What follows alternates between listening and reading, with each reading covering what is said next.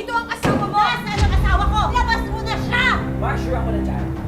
Pasukin mo yan. Pasukin mo yan. Huwag kang pumasok dyan! Pumalis na kayo! Nasaan ang asawa ko? Nasa ilalim ng kama yan, Mars. Tingnan mo. Diba, tumigil na kayo! Wala siya dito! Hindi kang babae ka. Saan mo siya tinago? Alam niyo ba kasi ang ginagawa ninyo? Wala akong pakialam! Tumigil ka! Mars, tumabal na! Tumigil! Ha? Baliw ka talaga!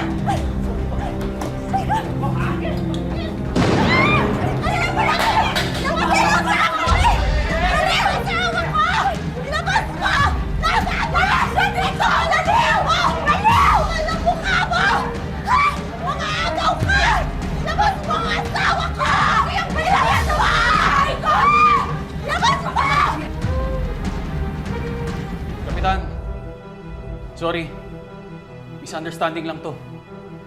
Virna, sinabi ko naman sa'yo na late ako makakauwi. May problema sa site. Yung telepono ko, walang baterya kaya hindi ako makamessage. Bakit ba kailangan palaki mo lahat ng problema rito?